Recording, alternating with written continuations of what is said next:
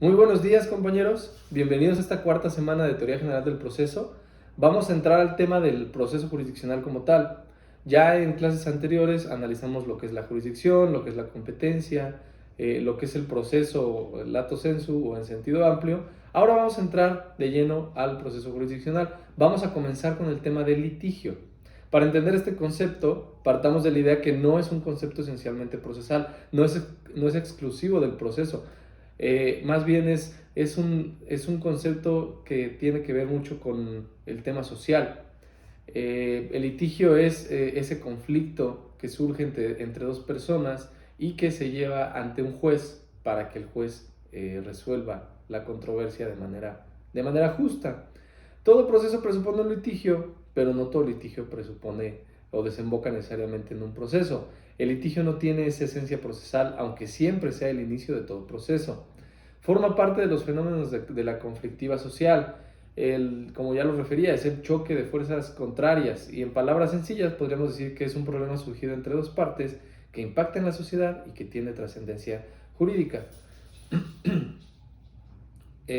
No solo el proceso, sino todo el derecho es un fenómeno social, donde lo que se busca es solucionar aquellos conflictos que suceden entre los integrantes de la propia sociedad. Ahora, Carneluti nos da una definición concreta respecto al litigio y nos dice que es el conflicto de intereses calificado por la pretensión de uno de los interesados y por la resistencia del otro. Ya habíamos analizado el tema de la pretensión, justamente es uno de los elementos del litigio. La pretensión, recordemos, es aquel interés que buscamos subordinar respecto al interés ajeno.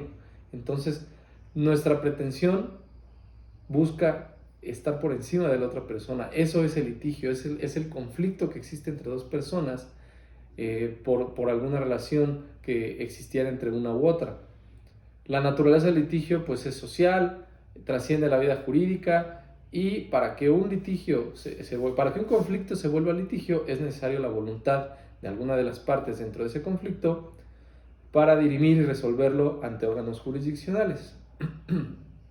Ahora, un elemento importante del litigio es la resistencia. La resistencia es el elemento fundamental, pues es indispensable para la vida del litigio. Si una pretensión nunca es resistida, no se va a dar el litigio. Forzosamente se necesita que las dos partes entren en ese conflicto, por lo menos dialéctico. Una de las partes le va a solicitar algo, la otra parte lo va a resistir o lo va a negar y entonces comienza la litis. El resistente también tiene derecho a reconvenir. La palabra correcta es reconvenir, aunque mucha gente, para que tengan ustedes una idea de lo que es la reconvención, mucha gente le llama contrademanda. Lo correcto de la reconvención pues es una resistencia por parte del demandado a la pretensión del actor.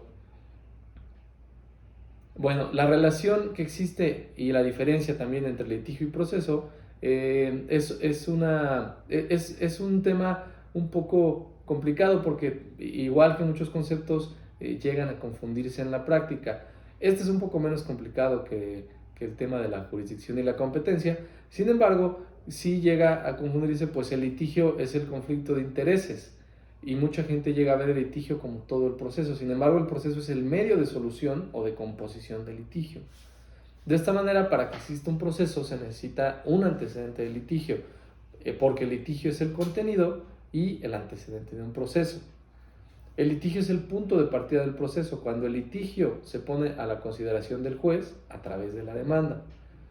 El litigio no es el juicio, sino que por el contrario nace antes del juicio, cuando una persona pretende exigir a otra el ejercicio de un derecho, tenga razón o no. Simplemente es el deseo y la voluntad de que la pretensión del actor se subordine a la pretensión del demandado.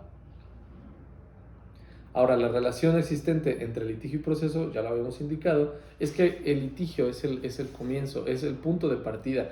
Cuando el actor demanda y el demandado resiste, se fija el litigio, se fija la litis, es el término que se utiliza en muchos procedimientos. Una vez fijada la litis, entonces el juez puede empezar a llegarse de elementos para determinar quién de las dos partes tiene razón, pero precisamente esa litis es lo que quiere la parte 1 contra lo que quiere la parte 2, actor y demandado, lo que quieren en contrario, para que entonces el conflicto pueda resolverse de manera imparcial por parte del juez. Bueno, una vez analizado el concepto de litigio, vamos a ver en términos generales cómo se puede resolver ese litigio. Ya habíamos referido que el litigio es una problemática social, y ahora vamos a analizar formas de composición de las problemáticas sociales. Como primer concepto tenemos a la autotutela. Es la primera de las tres formas que hay para resolver la conflictiva social, y es una forma egoísta y primitiva de solución. Si bien es cierto, la tenemos ejemplificada en algunas normas, y la propia ley nos permite en ciertos casos hacer uso de la autotutela, el fundamento básico de la autotutela es que el más fuerte o el más hábil impone la solución al contrario, a la contraparte, por medio de su inteligencia, de su destreza o de su habilidad. Por tanto, el litigio no se resuelve en razón de a quién le asiste el derecho. La resolución no va a ser una resolución justa, sino que es una forma primitiva de resolver la conflictiva. Las otras dos formas que aparecen para resolver la conflictiva social son la autocomposición, cuando las propias partes en conflicto encuentran la solución, y la heterocomposición, cuando se acude a un tercero para que, dé la solución al conflicto de manera imparcial. Ahora, continuando con la autotutela, existen diversas formas autotutelares que, como les comentaba, están reglamentadas por el sistema jurídico, y vamos a enumerarlas. En primer lugar, la legítima defensa penal. Esta es aquella actuación que realiza una persona en defensa propia. Es un tipo de exclusión de la imputación penal, y consiste en que cuando una persona ataca a otra, la otra persona tiene el derecho de defenderse, y no será imputada por las consecuencias de esto. Obviamente, la legítima defensa debe de cumplir con ciertas características, y debe de tener ciertas condiciones para que sea calificada como tal, pero la idea principal es que tú actúas en legítima defensa y entonces quedas eximido de una responsabilidad penal. Otra de las formas de autotutela es la retención del equipaje, que prevé el Código Civil de las diferentes entidades y el Código Civil Federal. Los equipajes de los pasajeros responden preferentemente por el importe del hospedaje, a efecto de que los dueños de los establecimientos donde se hospeden podrán retenerlos en prenda hasta que no obtengan el pago de lo adeudado. Cuando uno se hospeda en un hotel y no se termina de cubrir la deuda, tienen derecho los dueños de los establecimientos a retener el equipaje. El derecho sancionador de los padres también se encuentra en una manera de autotutela, y el robo famélico, que es aquel robo que se realiza de alimentos cuando la persona se encuentra en un estado de necesidad grave.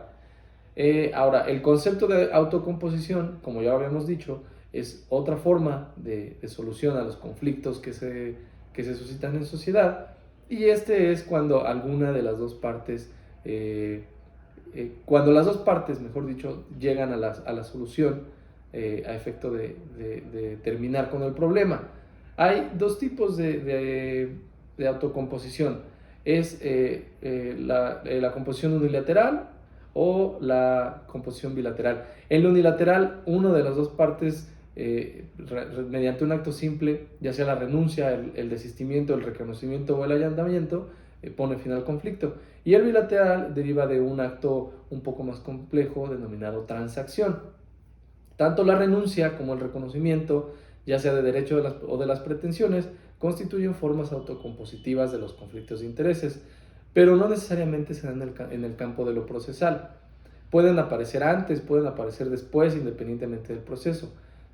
Vamos a poner un ejemplo.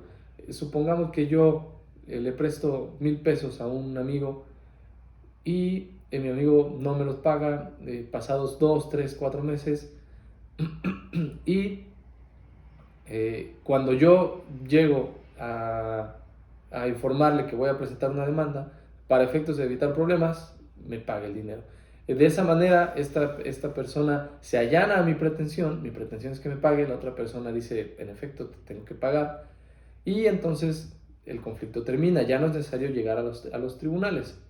Ahora, el desistimiento sí lo habíamos tocado en clases anteriores, y como se los anticipaba, es un acto unilateral, donde una de las partes renuncia ya sea a derechos o pretensiones.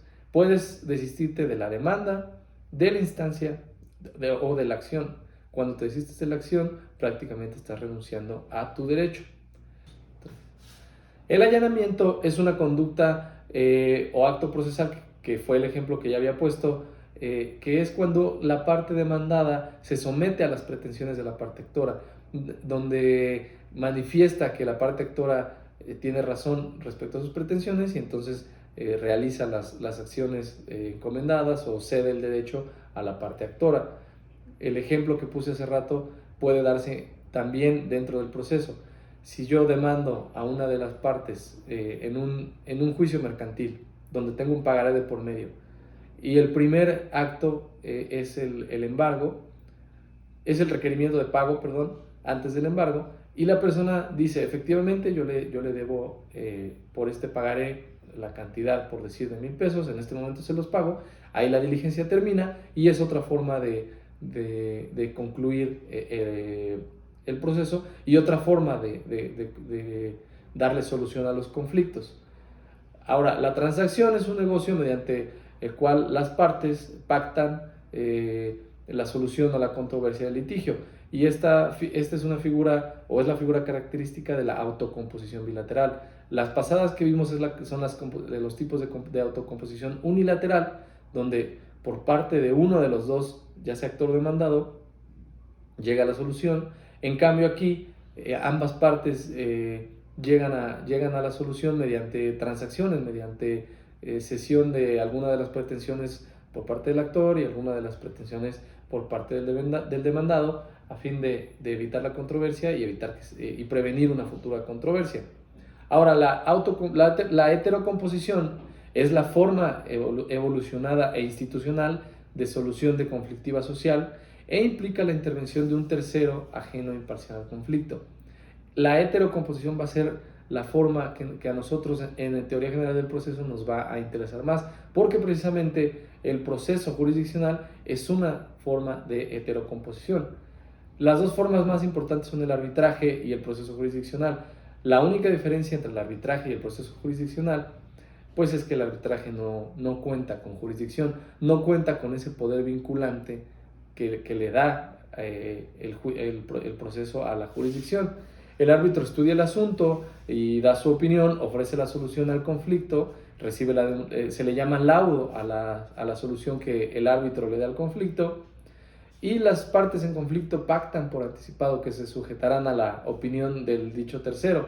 Sin embargo, el árbitro no puede hacer cumplir sus determinaciones por fuerza. Si alguna de las dos partes llega a incumplir, evidentemente esto se puede posteriormente llevar ante los tribunales para ver el cumplimiento, para trabajar con el cumplimiento. Sin embargo, pues ya no es arbitraje, ya sería el laudo llevado al proceso jurisdiccional, y por tanto ya entra en el campo de lo jurisdiccional. El proceso jurisdiccional, como ya lo habíamos dicho, es el conjunto de actos desenvueltos por el órgano jurisdiccional, las partes interesadas y los terceros ajenos al conflicto, a fin de dirimir el conflicto y que llegue la solución a través de una sentencia. Entonces, el proceso jurisdiccional sí va a tener ese carácter de vinculante, sí va a tener esa fuerza que el Estado le otorga a través de la jurisdicción, y entonces ya es la forma de heterocomposición más avanzada que conocemos en nuestra sociedad. Bueno, vamos a avanzar con el siguiente tema, las partes del proceso. Y partes del proceso ya lo habíamos tocado un poco en clases anteriores. La definición de parte es un término muy ambiguo, no es exclusiva de derecho procesal, es una palabra con diferentes acepciones, y en un sentido lógico podemos entenderla como la parte, como un elemento de un todo. La parte es uno de los elementos de un todo. Desde el punto de vista jurídico, se refiere a los sujetos de derecho susceptibles justamente de adquirir derechos y obligaciones. En un contrato, por ejemplo, las partes serán aquellas que han intervenido en su celebración y los que se beneficiarán de sus efectos en un principio. Ya llevado a la parte del proceso, en el ámbito procesal entendemos como parte a todos los sujetos que tienen relación en el proceso. Sin embargo, hay tres partes que nos interesan en el proceso. Ya habíamos hablado de una trilogía, que son el actor, el demandado y el juez. Esas son las tres partes principales en el proceso. Ya más adelante podremos ver cómo hay terceros ajenos al proceso que también actúan dentro del proceso y que impactan. Estos procesos, para poner un ejemplo, estos terceros pueden ser los testigos, los auxiliares de la función jurisdiccional, si se llega a ofrecer una prueba pericial, los propios peritos que desahogan su informe pericial. Todos estos conceptos son parte de procesos, de tipos de procedimientos particulares como el civil, como el penal. No quiero que se hagan bolas realmente con qué es un perito, con qué son los testigos. Sin embargo, de manera muy breve, dentro de la etapa probatoria que vamos a analizar más adelante, hay tipos de pruebas, por ejemplo, la prueba pericial, donde se acude a personas especialistas en determinada ciencia o determinado oficio para que den su opinión respecto de un tema. Bueno, ya que analizamos el tema de las partes en el proceso, vamos a entrar a otro tema que es la capacidad y la legitimación para ser parte en el proceso.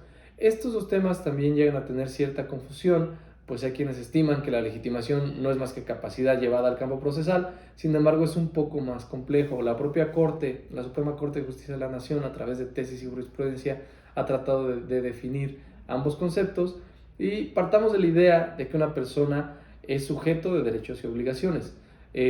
Los conceptos de capacidad y legitimación se refieren enteramente a la persona jurídica. La capacidad la concebiremos como la aptitud intrínseca de ser susceptible de derechos y obligaciones. La capacidad puede ser de goce o de ejercicio. La primera es la aptitud del sujeto para disfrutar los derechos que le confiere la ley, y la segunda es la aptitud para ejercer o hacer valer por sí mismo los derechos o obligaciones del que sea titular. De goces para disfrutarlos, de ejercicios para hacerlos valer. En cambio, la legitimación es una situación del sujeto de derecho que le autoriza a adoptar determinada conducta respecto a la posición en la que se encuentra. Es esa autorización de la ley porque el sujeto de derecho se ha colocado en el supuesto que prevé la norma. Entonces, cuando hablamos de capacidad, es cuando las personas o los sujetos del proceso cuentan con esa facultad de ser susceptibles de obligaciones y de derechos. ¿Qué ejemplo podemos poner? Los menores de edad son incapaces para actuar en un procedimiento. Entonces la capacidad es esa facultad, esa atribución que tú tienes como persona para poder actuar, o cuando no puedes actuar, tú tienes incapacidad. Entonces podemos concluir que la capacidad es esa aptitud de la persona jurídica de ser susceptible de derechos y obligaciones, y la legitimación será esa facultad que te dé la ley para actuar de acuerdo al supuesto jurídico en el que te encuentres. La legitimación puede ser de la causa o del proceso. También se le conoce como legitimación ad causam o ad proceso. Legitimación a la causa tiene que ver que tú estás legitimado para solicitar por el fondo del asunto, porque, por decir algo, tú eres la persona que está dirimiendo el conflicto, tú eres la persona que vendió el coche, que rentó la casa, para que tú vayas ante el juez, y tú tienes la legitimación de acudir porque es a ti a quien se te vulnera el derecho. Y al proceso es para poder actuar, simplemente para poder actuar dentro del proceso, y esto lo puede ser tanto la persona legitimada en la causa como las personas que decida y que delegue. Una persona que tiene un conflicto acude normalmente a los tribunales a través de un abogado. Entonces el abogado y todo su equipo de litigantes y de pasantes, todo su equipo tendrá legitimación en el proceso para actuar, para promover, para solicitar diversas actuaciones al juez. Es aquí que entramos al tema de la representación. La representación es la institución que entraña la posibilidad de que una persona realice actos jurídicos por otra, ocupando su lugar o actuando por ella. Ofrece tres aspectos fundamentales: la capacidad de las personas para suplir sus limitaciones, la posibilidad de delegar las facultades propias, como el poder y el mandato, y la institución hereditaria como derecho de representación. Son los tres aspectos importantes de la representación. Esto nos lleva al mandato judicial, que es un tipo de representación y es la manera más común y extendida de representación procesal. Es un contrato por medio del cual una persona llamada mandante otorga a otra llamada mandatario una representación para que actúe en nombre suyo. Esta es la forma más amplia y más común que podemos encontrar de representación. Es la que todos visualizamos y advertimos día a día en los tribunales y en los juzgados, donde el actor, a través de su abogado, promueve, interpone recursos, promueve demandas, actúa y solicita al juez que vele por su asunto. La coadyuvancia es similar al mandato judicial, sin embargo en la coadyuvancia no encontramos autonomía. En la coadyuvancia, el coadyuvante sí está velando por los intereses de la persona que representa, sin embargo no va a actuar por su cuenta. En el mandato judicial sí. Un mandatario judicial, por el contrato que se ha celebrado con el actor o con la persona que está representando, puede actuar de manera autónoma y puede solicitar, sin el requisito de la autorización del actor, puede solicitar lo que a su interés convenga, siempre velando por los intereses de este. La gestión de negocios es otro tipo de representación. Es una representación oficiosa, es ficticia porque en rigor no ha sido otorgada, y se da cuando una persona cuida, administra bienes o realiza cualquier gestión o trámite a favor de otra persona para producirle un beneficio o evitarle un perjuicio, sin que se hubiera recibido un mandato expreso para ello. Este tipo de representación sí escapa y es ajena al proceso, sin embargo es importante que se conozca también. Ahora, vamos a analizar el concepto de tercero. Es uno de los elementos del proceso. Son aquellos sujetos que, si bien son ajenos a la relación procesal, pues no tienen relación directa en el litigio, sí intervienen en este. El ejemplo que ya habíamos analizado es la figura del testigo, la figura del perito, el propio abogado procurador. No constituyen alguna de las partes en la trilogía procesal que era actor, demandado y juez. Sin embargo, sí tienen participación en el proceso e influyen en el resultado. Ahora, otro tema que nos está pidiendo el temario que analicemos es la actividad del Ministerio Público en el proceso. El Ministerio Público es una figura jurisdiccional en México que tiene varias funciones. Su actividad depende del proceso en el que se actúe. Por lo regular es la Fiscalía del Estado y es el único autorizado para ejercer la acción penal en representación de la sociedad. Ya habíamos analizado el tema de la acción. Bueno, pues quien ejerce la acción penal, quien solicita al juez penal que se persiga un delito, es justamente el Ministerio Público, que es quien solicita que se sancione cualquier delito. Sin embargo, en otro tipo de procesos, el Ministerio Público tiene la función de representar a la sociedad. Por tanto, si en un proceso se advierte que hay violación flagrante al procedimiento, si hay violación de derechos humanos, si hay algún tema que a simple vista se advierta que el juez está, digamos, comprometiendo su imparcialidad, es entonces que el Ministerio Público puede actuar y puede iniciar incluso una investigación penal cuando tenga hecho del conocimiento ilícito. Representa a la sociedad y velará, por tanto, por el correcto desempeño del procedimiento, porque el procedimiento es de interés público.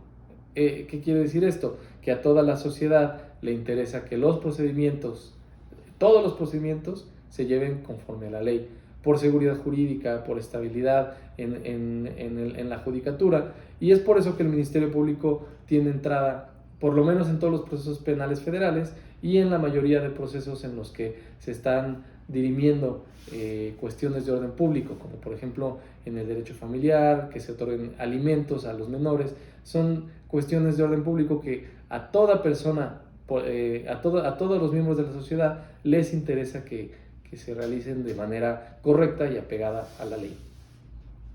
Bueno, analicemos otro tema que es el de formalidades procesales. El concepto de acto procesal y la forma de los actos procesales. En el hecho jurídico estamos en presencia de un acontecimiento en el que no ha intervenido la voluntad del hombre. Este tema de hecho jurídico y acto jurídico es un tema que debieron ver en Introducción al Estudio del Derecho.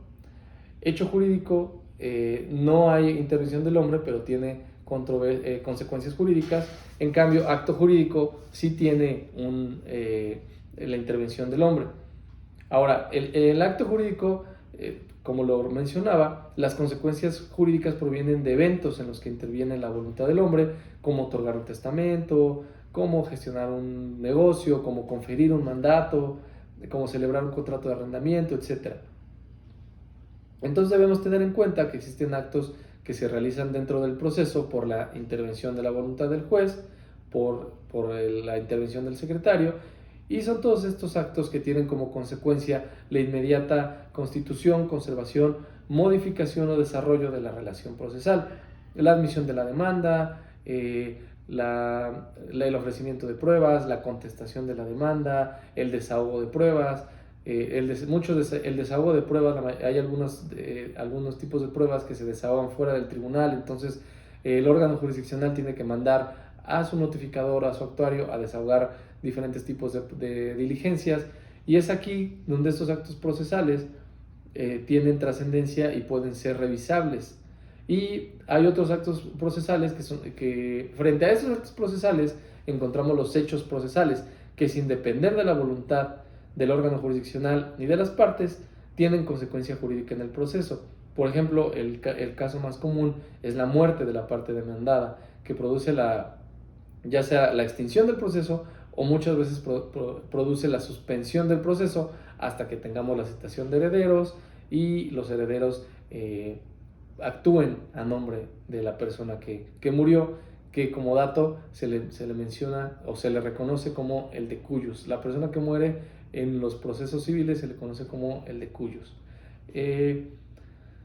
Vamos a analizar también las condiciones del acto procesal, y los actos procesales se pueden clasificar en actos jurídicos procesales de las partes, como la demanda o la contestación de demanda. Aquellos actos procesales también se pueden clasificar, otra clasificación son actos del órgano jurisdiccional, que son los realizados por el juez.